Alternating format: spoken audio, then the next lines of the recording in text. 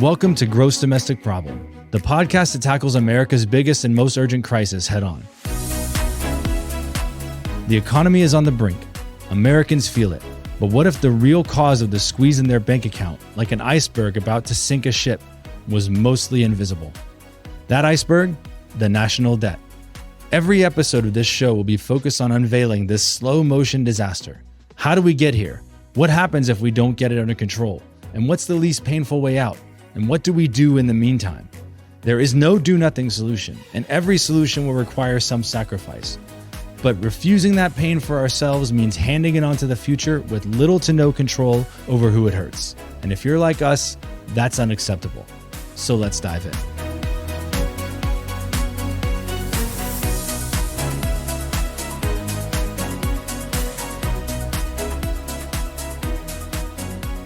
All right, we're back for another episode of Gross Domestic Problem. And with me in our virtual worldwide studio today is Andrew Lautz from the Bipartisan Policy Center. He's the Associate Director for Economic Policy. And really what he is the resident tax guru inside of BPC.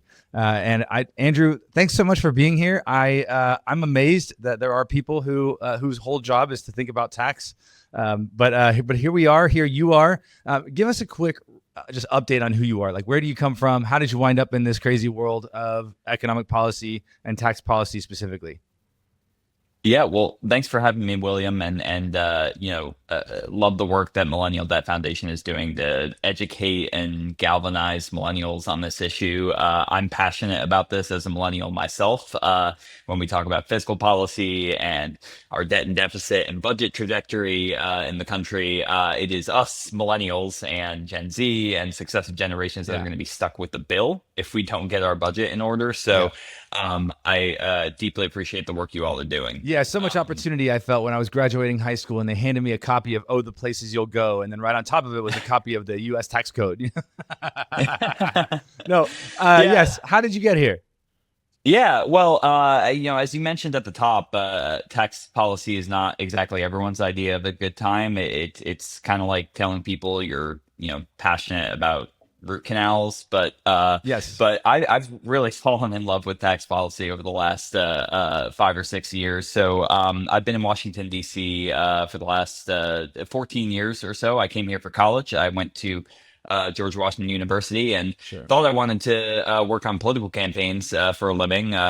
So I got my degree in political communication and I spent a couple of years working in campaigns. It's cliche to say, but I kind of got sick of the mudslinging after a couple of years. Campaigns are important. They play an important role in the political debate, but I wanted to shift to something new and found this great opportunity with a group called National Taxpayers Union, NTU.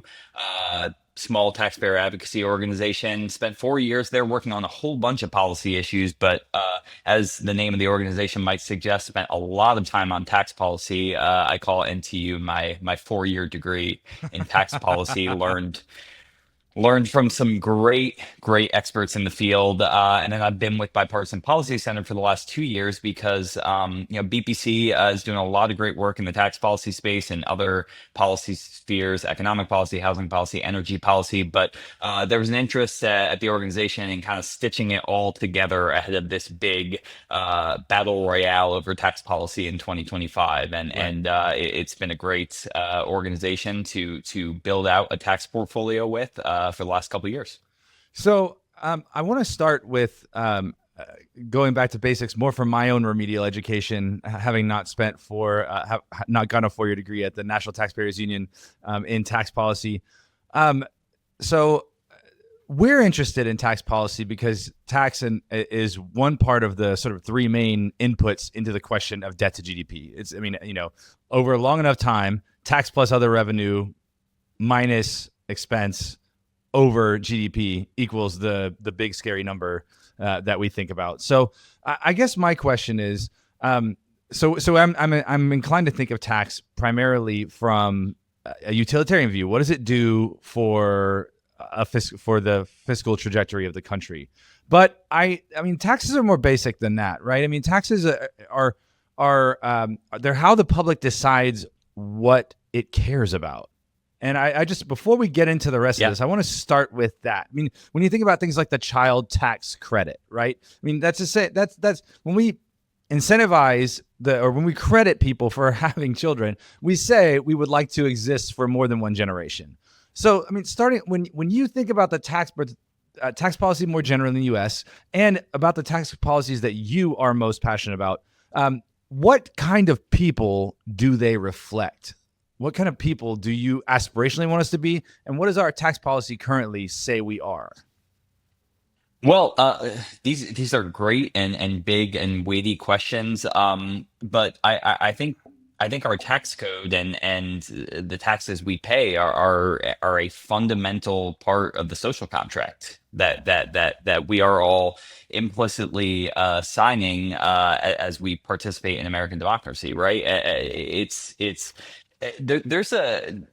There's a lot of actually really interesting philosophical debate under the surface on why we tax, right? When I do some tax 101, with whether it's like college students or folks who are getting introduced to the tax world for the first time, I try to go back to my days taking journalism classes in college and do like the who, what, when, where, why, how. And one of the questions is, why do we tax? And the answer, in my opinion, there's one obvious answer, and that is to finance public spending, right? To finance everything that we as a society decide the government should be investing in for one reason or another.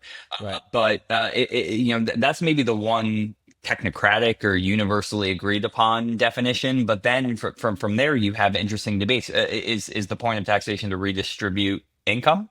Because that is one function of taxation, especially when you have a progressive income tax system like we do in the US. Is it to steer the spending, saving, and investment behavior of individuals, families, and incentives? You mentioned the child tax credit. There are disagreements even within the Republican Party or within the Democratic Party over why do we have the child tax credit? Is it a technocratic adjustment of the tax code for family size, just acknowledging that, two taxpayers with the same income, one has a child, one doesn't, have a different ability to pay taxes? Or is it because we want people to start families and we want to, or is it because we're just recognizing that the cost of raising children is exorbitantly high and we want to adjust for that? Right. Are we incentivizing behaviors, or is this more of a negative declaration about just a basic fairness that we're trying to figure out how to establish across the board? Yeah, and so these debates are present not only in the features of our tax code, what we tax and what we don't tax, but actually, let me go back a second. These are parts of the debates that we have over what we tax and over what we don't tax. Yeah. Because there's a lot that we tax, right? We tax wage and salary income, we tax business income, we tax gasoline, we tax alcohol and tobacco products, and I'm just talking about at the federal level. Then at the local level, we tax the value of property. At the state level, we tax sales. Sales tax, obviously, major source of financing at the state level. But we also don't tax a lot of things. We don't tax unrealized income, capital gains, until an asset is sold, right? We don't tax your employer's contributions to your health insurance. We often don't tax, or at least don't immediately tax, retirement contributions, whether it's on the employer and the employee side. And so there are so many social and economic and political questions imbued in what we choose to tax and not tax. But the one thing I will close on, and another, I think, universal truth, the first universal truth being we tax to finance public spending. Another universal truth, we do not tax enough for our government spending habits. And that's, there's a partisan divide, right? Republicans typically believe, well, we spend too much and we just spend too much for what the right, quote unquote, right level of taxation is. Democrats often believe, well, we don't tax enough for what we should be spending on the quote unquote right level of spending. But the simple reality is the gap is large and growing. Why don't we just tax to cover the difference? Like what? Well, is politically, why? I mean, there's a question about the politics of it, obviously, right? The American public would, we would start boarding ships and throwing things in the ocean again if we had to raise taxes by, that much more than we currently pay. But I mean, what's the reason economically, or is there one? I mean, is it there? I'm thinking of, people like Kogan who just say, like, this is ridiculous. The deficit is made up. Just raise taxes and it's over. Is that real? Is that the answer? Just raise the taxes Uh, until we cover the spread?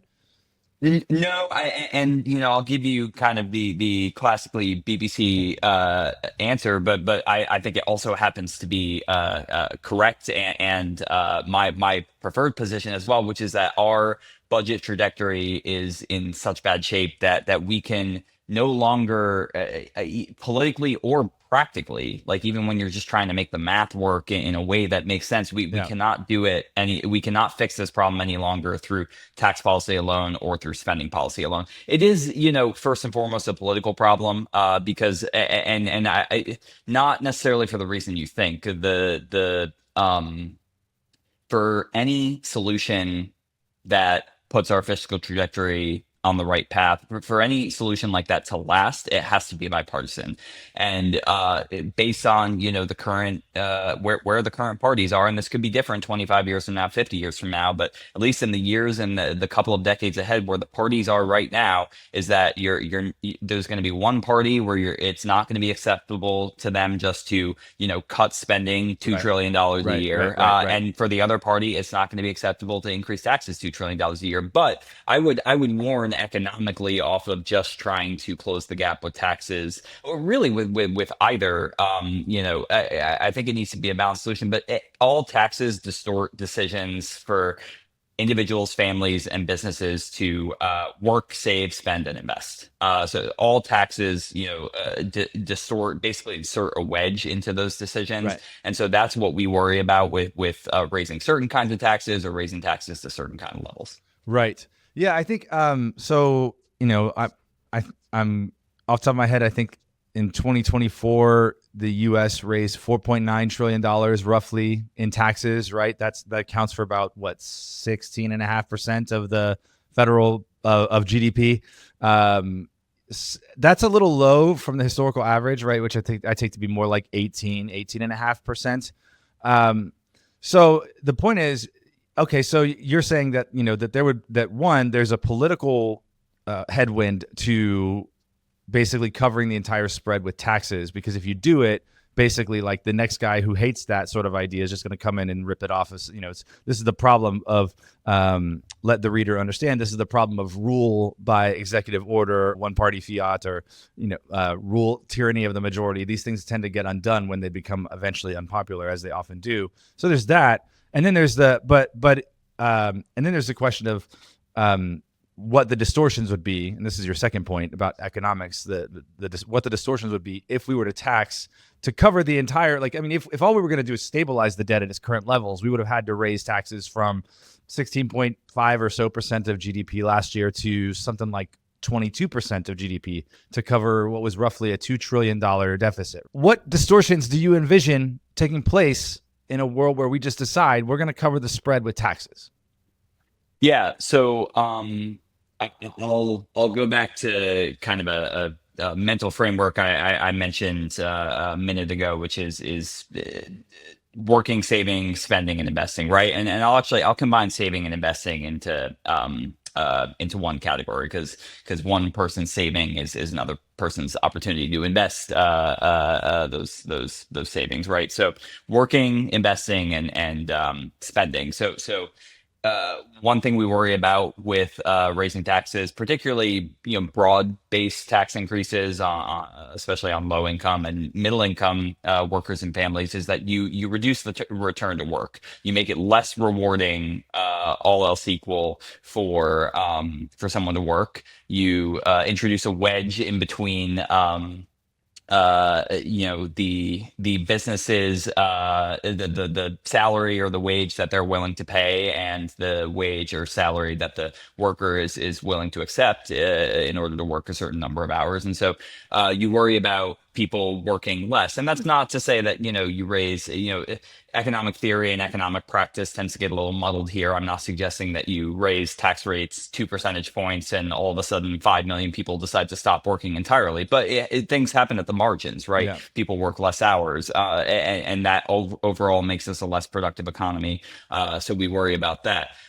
For saving and investing, particularly one thing you have to be careful with changes to taxation on capital gains, and that's not to say we can't make any changes to taxation of capital gains, but one thing that we worry about is do you make it harder? Do you make it less rewarding for people to invest, and particularly for people to invest in risky ventures, high risk, high reward ventures that can grow the economy, that can help us discover the inventions that are going to power the economy for the next century, whether that's AI or robotics or quantum computing or, Right. or some other high value industry. And then spending. The American economy is still powered by consumption.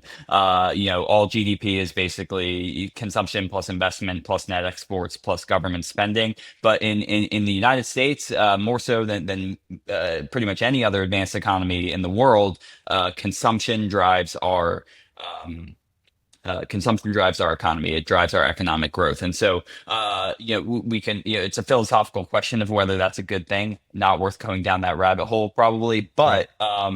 But if you are, whether it's introducing taxes on consumption that make it more expensive to consume, or whether it's an indirect decline in consumption because people's after-tax incomes are declining or after-tax investment is declining, you also worry about effects on consumption. Right. And even if you do have the philosophical issue with an economy based on consumption, it's an actual, it's an actual fact, whatever the cause is. I'm sure the causal stories vary, but it's an actual fact that an economy driven by consumption also, that consumption drives real investment at a level that is unique in the world. I was thinking about this morning, actually, long before you and I got on this call today, that, that Europe has, the entire European Union has a population slightly larger than that of the United States. And in that population, I think there are 13 companies with a market cap of $10 billion. Whereas like in the US, the US has 40 times that many, companies at $10 billion or more. So that consumption, whatever you want to say about it, it definitely drives a real investment in a productivity based, like it creates the productivity base. Demand does that. Demand creates the need for productivity. And so things that crowd out our ability to spend, let alone our ability to save or our motivation to work, do in fact like drive down the long-term net productivity, and not to mention productivity growth or investment or things that create the future economic prosperity of a people. And so I think this is important because I think for a lot of people, the question of deficit is just, as I said, and this was true to some extent in the previous administration, that deficit questions were seen as kind of a red herring to pretend that you cared about the fiscal security of the country, when really, if you did, you just raised taxes enough to cover it. When in fact, it ignored that tax raising, tax raising has dynamic effects on the economy.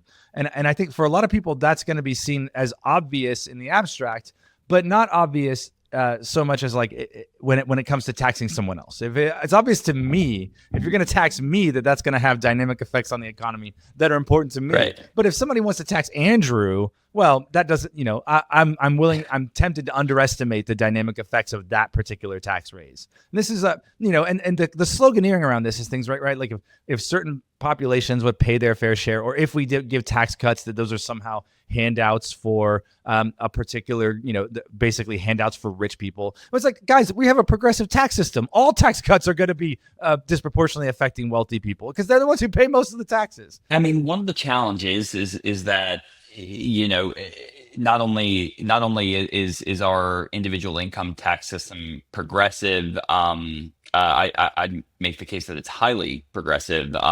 These numbers come from my former organization, National Taxpayers Union. In 2022, the most recent year in which we have data available from the IRS, the top 50% of income earners paid about 98% of federal income taxes. The bottom 50% paid 2%.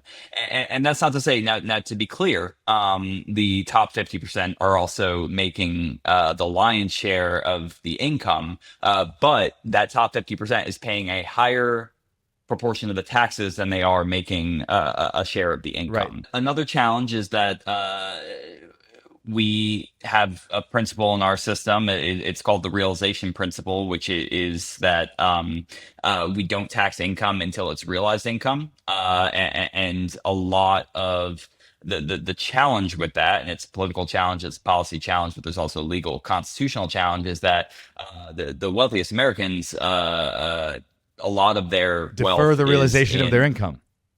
yeah, exactly. A lot of their wealth is tied up in capital assets, in assets that they have not sold yet, paper gains, so to speak. And there are ideas out there. There are proposals to tax those paper gains on a regular basis. You hear about a wealth tax from Elizabeth Warren. You hear about mark-to-market taxation from Ron Wyden. All of these ideas maybe come from if you're a Democrat, if you're a liberal, like they come from a good political place. You want to make the tax system even more progressive. You want to capture some of you want to tax some of this wealth that makes up an even more important share of the wealthiest Americans.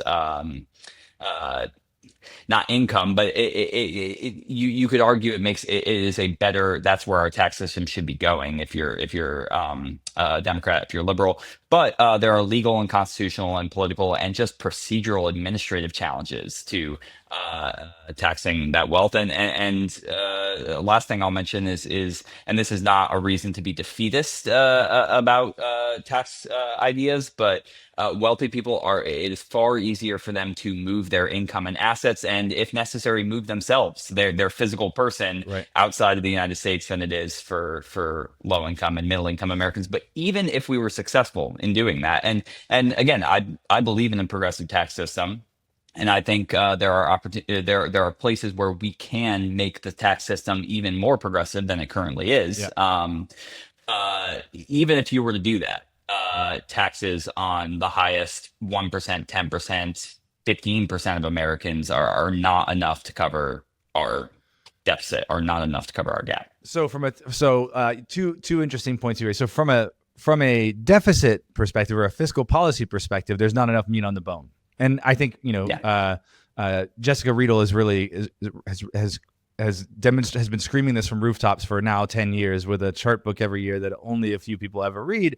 But for example, showing that a marginal tax rate of 100% on the top 1%, 5%, 10%, all the people we really want to go after wouldn't get you near closing the spread. So there's that issue. Yep. The fiscal challenge, you just can't solve it that way. That might be part of a solution, but it's definitely not close to sufficient.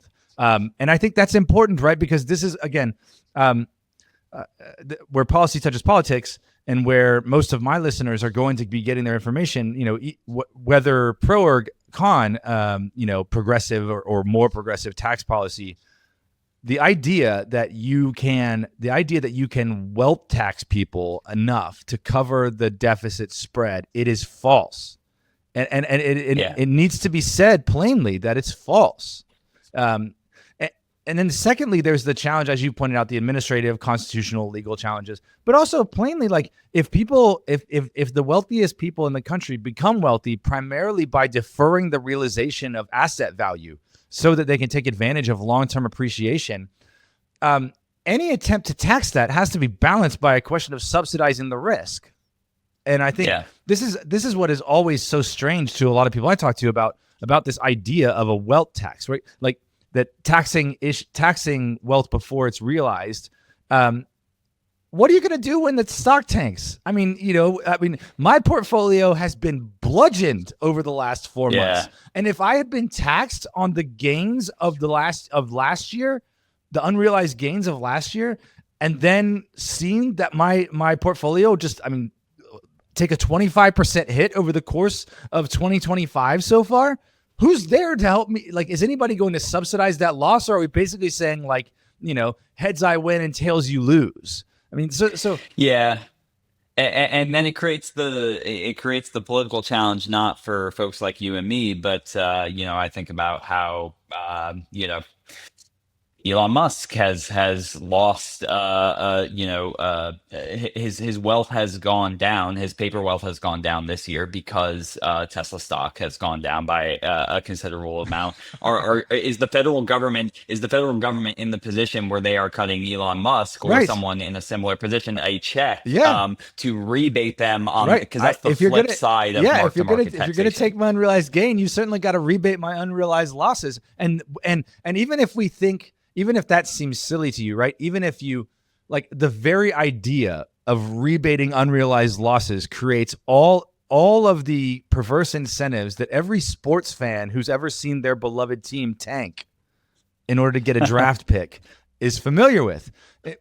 Why would I bother trying to invest profitably if I'm going to be rebated for the loss? So again, my point is not to say, again, I'm now echoing you, but it's not to say there is nothing to be done. There is no way to get more of a tax base, to broaden a tax base or increase tax revenue without irreparably damaging the incentives of the economy that we need. And I think we all need it, right? If you don't have $1 invested in the economy, the idea, this is a common idea now as we're watching the market tank and people are trying to shift blame for that sort of things. The idea that the economy of Wall Street is so divorced from the economic reality of Main Street that you can just sort of draw a clear, bright line between them and let all the stockbrokers suffer. At the end of the day, if you don't have $1 invested in the market, you certainly have your consumption dollars are invested in the very same market where the very same incentives have to drive the investment that creates the possibility for you to buy the thing you must have. I mean, so we can't ignore, we can't pretend as if the fortunes of billionaires, and this is what a lot of politics drives on it, and this is why I'm kind of parking on it for a minute. You can't act as if the fortunes of billionaires and the fortunes of lots of people who will never have that kind of money are so completely divorced from each other. They are absolutely bound together by virtue of the fact that everything, like it's Jeff Bezos's incredible, whatever you want to say about him as a person, but it's his risk-taking, his visioneering, the fact that the guy lived on a cot for years and years and years while taking no salary and basically eating ramen noodles to keep body and soul together while he built this thing and his entire future, everything he was ever going to mount to was tied up in the success or failure of Amazon. And retrospectively, that looks like a self-evident proposition. But for a long time, he was going around telling people, guys, I'm going to Barnes & Noble, but online. And a lot of people thought that was silly. It's the virtue of being able to see that coming before other people did and to basically pin your entire existence upon it that I think made it possible for people for the choices of a consumer to grow, both in terms of variety and price. And not to mention levels of convenience that are now there for people that were never there before. Now we can beat on that all day. The point is which I think you've echoed, and it means that the policy question is not simple. If you basically say, all right, Bezos, I'm sticking you with the entire bill. At the end of the day, we're all going to pay. Well, and I think, and this is to pair your thought in a slightly different way, and thinking about debt and deficits, I want more folks thinking about that as a bill that we all have to pay too. It's abstract. I understand that people's eyes glaze over $29 trillion in debt and counting, and also none of us, no one can conceptualize what $29 trillion even means. But what I'm trying to encourage people to think of it is even if we don't have to pay every dollar of that back, there is an expectation that whether it's through the principal on that debt or through the interest that we have to pay on that debt, we are going to have to pay a substantial portion of it back in future years, future decades. We don't know over what kind of time horizon, but it's a tax on ourselves in the future. Is essentially what it is. And also, I mean, for what it's worth, right now, Alexander Hamilton, who invented the national debt, God bless him. I took a bunch of Hamilton is visiting the town I live in Chattanooga right now, and I took a bunch of friends out to see it the other night, and they all looked at me and they were like, "Does this is bothering you? I was like, no, man. I mean, hey, look, it's better to invent a national debt than to invent an international poverty, but even Hamilton said, that the problem with debt is eventually the interest suffocates you, if you're not responsible about it. And we're already kind of seeing that, right? That tax, like we just bought a defense department last year, a whole defense department that we got no value out of, just to pay, just to service the debt. So, okay. So, and there's not going to be a simple all tax solution. I think we've well and truly established that. Now, what I want to hear from you, Andrew, though, is what are the tax steps that we can take from your perspective that not only, I mean, that will help us to kind of plug the deficit hole, but also that will help us be the kind of people that I think, that you would have us aspire to be. What are the realistic, you said a few minutes ago, I would love to see the tax code be more progressive. A whole lot of people would vehemently disagree with you on that, but even the people who would disagree with you about it, if they just can do math, would recognize, like, look, well, we have to. I mean, there are things that have to happen, and we are not going to make them happen by asking people who have nothing to give more of nothing. So So the burden is going to fall on people who are disproportionately able to bear it, whether you like that or not. Reality is reality. What are some reality-based changes, Andrew, that we can make looking forward over the next, few months and years, and particularly with regards? I mean, we're going to talk in a few minutes about all the current legislation that's being debated in DC, and so feel free to gesture that if you want to, but also you can save it. Just tell me what can be done when you say the tax code can be more progressive and it can therefore be more efficient to handling our deficit problems and other social problems that we have. What are you referring to? Sure. I was going to talk about kind of two broad categories. One is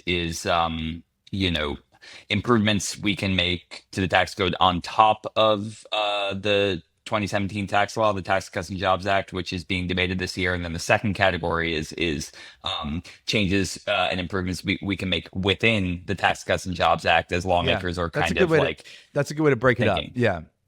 Great. So I can start with the first, and then we can pause before we head into why we're all talking about tax in 2025, which is the 2017 law. Where I would have lawmakers in both parties start is not is not for the first reaction to be, well, like we should raise this tax rate or we should create this new tax, although there are opportunities and options in those buckets as well. But I would have them start with the around $2 trillion every year that we forego in revenue through what are called tax expenditures. And tax expenditures is the fancy technical term. Most people know them as tax credits, tax deductions, tax exemptions. And that's not to say my position, and certainly BPC's position, is not get rid of all of them. In fact, there are a lot of tax credits, deductions, exemptions that we like at BPC that we think are supporting families, supporting important investments that we want businesses and individuals to make in the economy in the future. But there are $2 trillion out there. There's $2 trillion per year in revenue that we forego, and that we're bringing in, what do you say, about $4 or $5 trillion a year right now.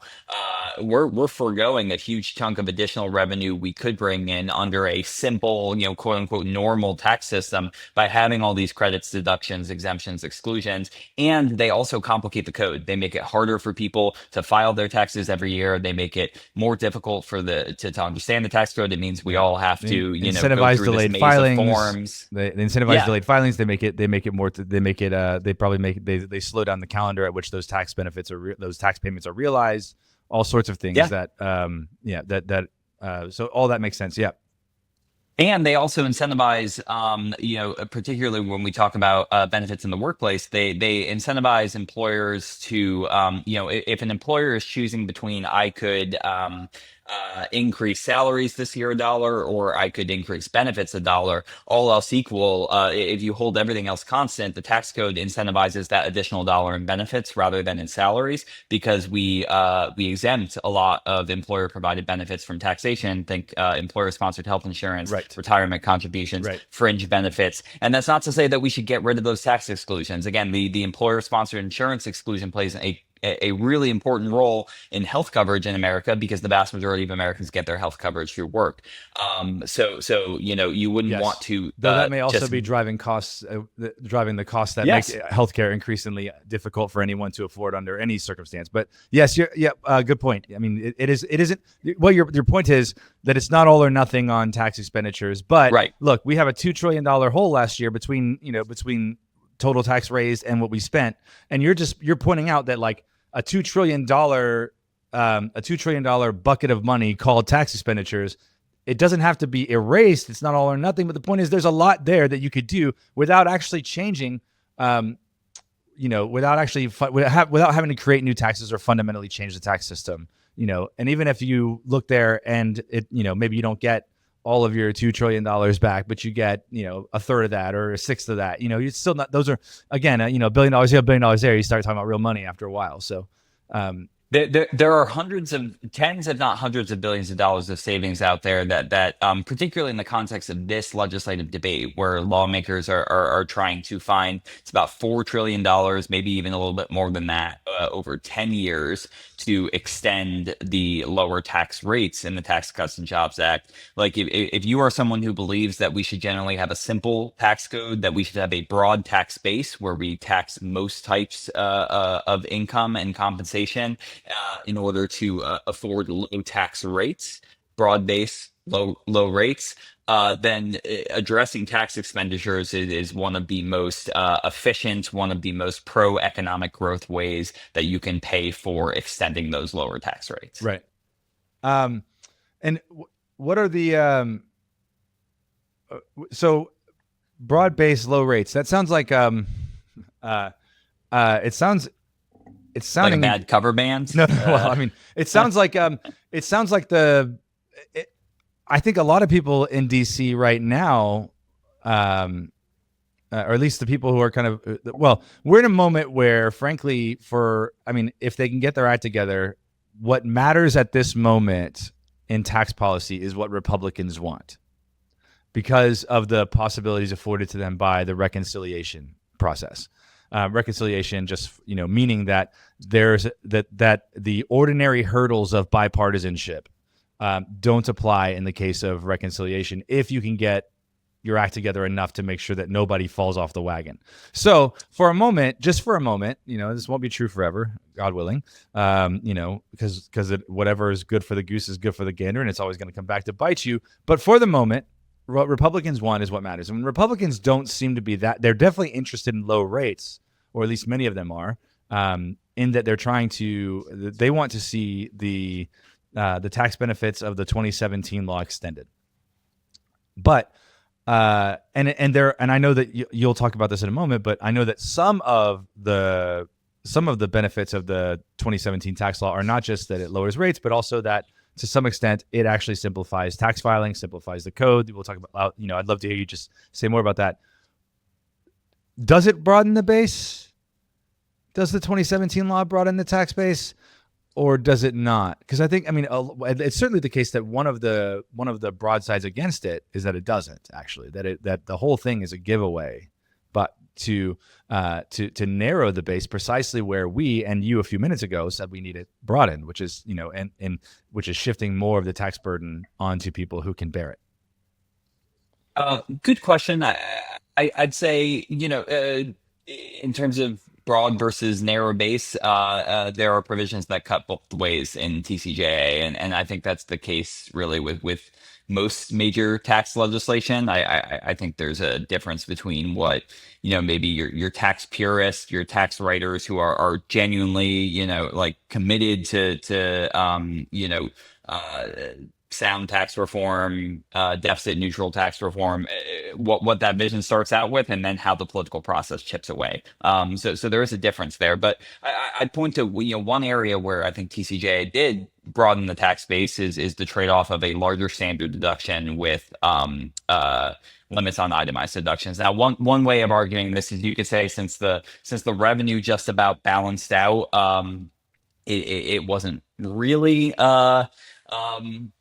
broadening the tax base because where you were narrowing where you were broadening the tax base with limits on the state and local tax deduction or SALT deduction and the mortgage interest deduction or the MID, you were also narrowing the tax base by providing a larger standard deduction. But what that does do is what that trade-off did do is adhere to a principle we call horizontal equity in the tax code, and it's a very wonky term, but what it essentially means is that two people with similar income get taxed the same way. And the example I actually use for this, especially because it's relevant in this year's debate, is when the president talks on no tax on tips. And this is not a statement in support or in opposition to no tax on tips, but you could take one worker who makes $50,000 a year, $45,000 in salary, $5,000 in tips. Her friend makes $50,000 a year working at a grocery store. No tips, just $50,000. Under a no tax on tips policy, they'd be taxed differently. Right. The worker with tips would get taxed less. That is a violation of what we call horizontal equity in the code. Suddenly, so we're all going to want to make did do- $275 an hour in wages and have everything else. We look for every Exactly. possible way to raise tips in our jobs. Exactly. Work 20 hours a week and do the other 20 in overtime, right? So we, Right. there are there are considerations there for policymakers. But what TCJA did with that trade-off is they made the tax code more horizontally equitable, and that is not quite the same as broadening the base, but it is one area where I think TCJA took a step in the right direction for simplifying the code and doing good tax reform. Should TCJA be extended, maybe the answer is not an all or nothing answer, but for you, but should it be extended? And if so, what modifications or what would you put on its permanence? There are a lot of things in TCJ that we believe should be extended. Certainly the $2,000 child tax credit, and we see opportunities to go beyond $2,000 per child. Not a limitless child tax credit. We have to mind the fiscal constraints, but we can expand it beyond $2,000. I think the trade-off again in the larger standard deduction with limits on itemized deductions was a good trade-off. I think all else equal, we would like to see the $10,000 SALT cap continued. That probably won't happen given the margins that Republicans face, and even if this were a bipartisan negotiation, they'd probably have to raise the SALT cap. But that trade-off was generally a good one. So these are some of the pieces that we definitely think should be extended. I think political reality is that the vast majority of TCJ is going to be extended, and so we have been less focused on what parts should you extend, what parts shouldn't you extend, and more focused on how do you pay for it? Yeah. Yes. So unfortunately, I can't believe it. We've turned a tax discussion into nearly 45 minutes here, 50 minutes. But I would love to hear, one of the in the Millennial Debt Foundation's set of policy recommendations which anyone who listens to the show can get by going to our website. The first and most important revenue measure that we counsel is to extend the SALT cap, and as you said, its fortunes aren't looking good right now. The extension of this, so catch us up on the discussion as it's happening right now. What are the main positions, and then what do you take to be the stakes of those positions? I mean, I would like to see, I'd like to see, that deduction eliminated entirely. But if I can cap it really low, I'll take that. But even that, as you say, that may not work out. What are the players? Where are the stakes? Where are the lines drawn right now? And what does it matter? Why does it matter? Maybe start there. Why does it even matter? Who cares about? I mean, why? Nobody wants their dollar to be taxed twice. That's what we all think this means. What's actually at stake in the SALT debate? Yeah. So, first, a little background in history. So, the 2017 Tax Cuts and Jobs Act put in place the first ever direct cap on state and local tax deductions, a $10,000 cap on the state and local taxes you could deduct from your taxable income. And I say direct cap because an important caveat that sometimes gets lost in the debate is that before the Tax Cuts and Jobs Act, the alternative minimum tax, or the AMT, would actually functionally take a bite out of salt for a lot of taxpayers in your 200, 300, 400, 500K range. And so that's an important caveat that gets missed in the debate from time to time. But TCJA applied the first ever direct state and local tax deduction cap. And one of the reasons why people should care, why this is a major debate, is because we have been the country, the Congress has been fighting about the salt cap ever since it was put in place in 2017. This fight is still going on 7-8 years later. For members of Congress and for individuals, families, and businesses in high cost, high tax states, think New York, think California, think Massachusetts, think New Jersey. Uh, they saw this as unfair. This cap. One, because a lot of more taxpayers in those states than in low tax states have state income taxes and local property taxes that exceed that $10,000 cap, and so they're looking at their tax bill, they're filing their taxes, and they're seeing that this cap limits what they can deduct from their tax bill. And then for particularly for Democratic voters and for Democratic representatives from those states, they saw this as Republicans trying to, quote unquote, punish blue states. This was a targeted political move, and I won't jump into the fray on that one, but that was what Democrats claimed and have been claiming. And then but the fascinating thing about this issue, and one of the reasons why the fight has been so interesting over 6 or 7 years, is that it doesn't fall neatly on political lines.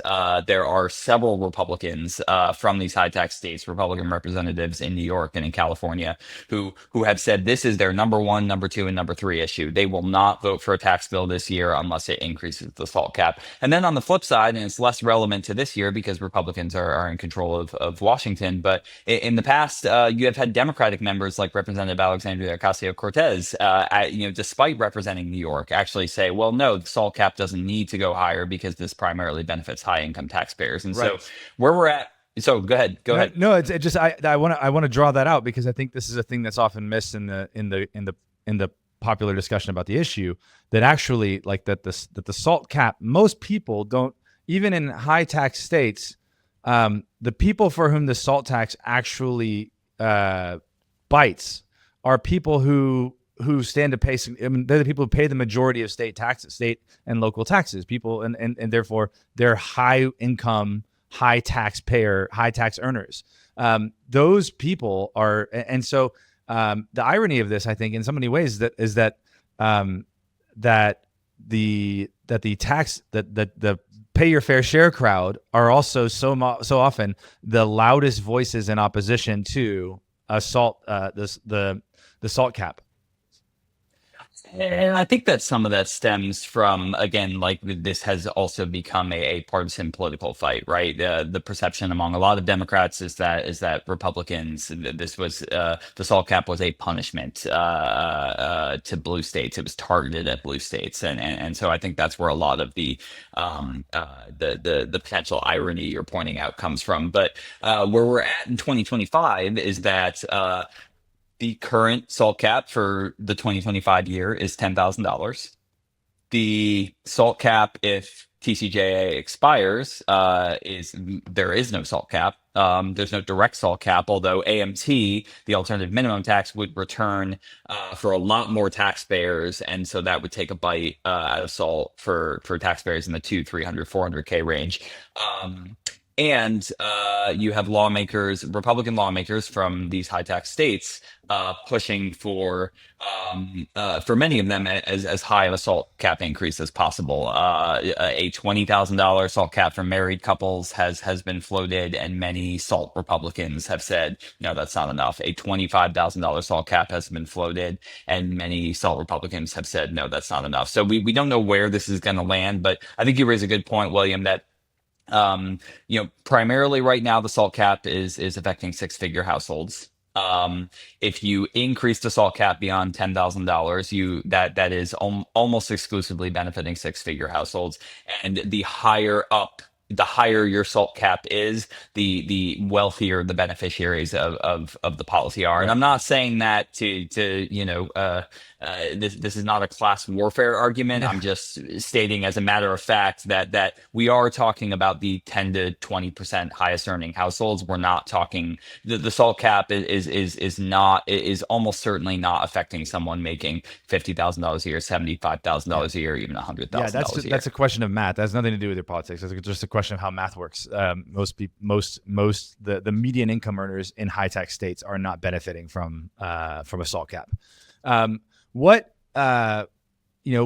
So you mentioned that for a lot of Democrats, the SALT cap seems like a kind of like partisan weapon, to penalize Democrat states. What from the other side, what do Republicans see the SALT cap as? I mean, I think wouldn't the argument go from their side that basically like by having a cap, by not having a SALT cap, that it's forcing Republican states to subsidize the higher public service access that people in high tax states have, because basically, the tax burdens are then inequitably distributed from state to state. Isn't that like one thing you could easily say about us if you remove a SALT cap, or if you extend it, to 25, double, triple, quadruple it?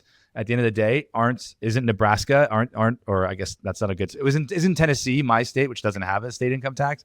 Aren't we actually then subsidizing through federal tax burden the really nice public transit system that they have in Boston? I think that's one argument, folks. I think for Republicans, they approach Republicans who are in favor of extending the SALT cap. I think they approach it in a couple of different ways. One is I think they like that trade-off of the larger standard deduction and paying for it with limits on itemized deductions, and that could be SALT, that could be mortgage interest, but that they see that generally as a good trade-off, one that reduces taxes for the vast majority of Americans, but also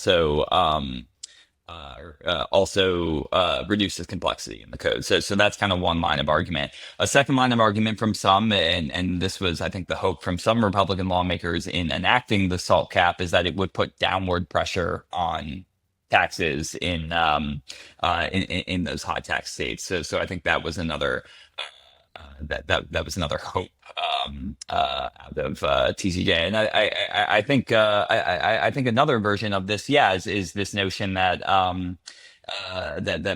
some ascribe to, that it's actually not double taxation, but it is different taxes for different services, and again, there are like good arguments, I think, on both sides of that issue, but that is another approach that proponents of the SALT cap take, is that no, this is actually like if you make $100,000 in income and you are taxed at the state level and you are taxed at the federal level, that your taxes at the state level shouldn't be $100,000, or sorry, your taxes at the federal level shouldn't be $100,000 minus whatever state taxes you paid, because these are fundamentally functionally for different services.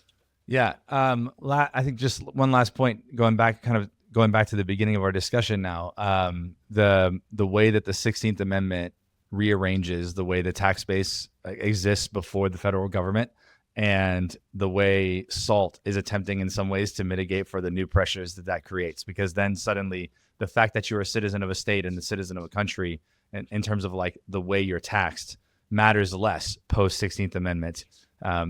Because again, the 16th Amendment says it doesn't matter what state you're in, you are a taxpayer, and we are going to make laws about taxes that have to do with things that are about the entire base of taxpayers, not what state they're in. And then obviously that unleashes like a new kind of pressure on the tax system, because people live in states that make different laws for themselves. And now, and frankly, not everybody can just up and get out of states. I mean, generally the people who have to pay high state taxes, many of them are stuck there. And the cap doesn't actually help most of the people who are stuck in a high tax state. And so there's it's interesting, these difficulties and the tensions and pressures that tax creates on a union of states. They sort of come back around again and again and again in this perennial way. And here we are dealing with, the question of like, what am I first? Am I a citizen of Tennessee, or am I a citizen of the United States of America? And, whatever you want to say about that from the standpoint of other areas of law, as a taxpayer, what is my dollar first and foremost a Tennessee dollar, or is it a US dollar? These are fascinating questions. It's a big philosophical question I don't have the answer to. And on a related but unrelated point is that I have a sneaking suspicion that those of us in the tax policy world will be talking about and fighting about SALT for much longer than just 2025. I feel like we are destined to have this debate over and over again. So this is probably not our last opportunity to talk about SALT. Yeah. Well, so in terms of what do you think as if I were a betting man, what do you think of the odds? Where do you think the SALT thing lands inside the reconciliation process? Do you think they get it done? Do you think they get it done in reconciliation? And is the price of a reconciliation bill that that the SALT cap is taken hostage and has to be raised significantly? Is that what you're thinking is probably the likely thing to happen? I won't predict for you or try to come on, speculate Andrew. On a number. I'm not gonna speculate on a number. What I will tell you is that yes, I think the SALT cap does have to go up in some way, shape, or form if Republicans want to get this done in reconciliation, just given their margins and given the number of members that care about SALT. And then I will say there's a lot of interest in the Republican Party in addressing what folks consider to be the marriage penalty in the SALT cap. Right. The fact that the $10,000 cap currently applies. It's the same $10,000 cap whether you are single or whether you're a married couple. Now, what we might say at BPC, and we did a paper on this last year. You could address the marriage penalty by taking the single cap down to $5,000 and keeping the married cap at $10,000. Of course, I don't think that's going to satisfy SALT Republicans in this debate, but the marriage penalty is too many wealthy divorcees in those states that are not going to hear that, man. They're just like you just might as well be speaking a different language. No way, man.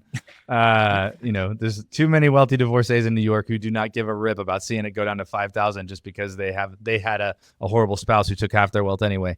Andrew, thanks so much for your time. Thank you so much for the work you guys are doing at BPC. You keep up the good fight and keep us updated. Just really quickly before you run off, how can people keep up with you? I'll tell people right now that Andrew is a hell of a Twitter follow. But where else can they keep up with the work you do?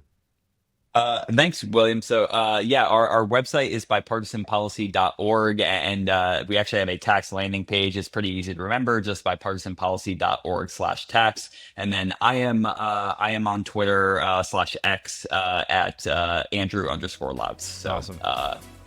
Thanks, William. Thanks so much for your time. This was awesome. Yeah, have a great day. Thank you. Thanks for listening. If you enjoyed today's episode, leave us a 5-star review on your favorite podcast platform, and don't forget to subscribe to the show. Want to dig deeper? Follow us at millennialdebt.org for more insights, updates, and ways to be part of the solution. Thanks for listening.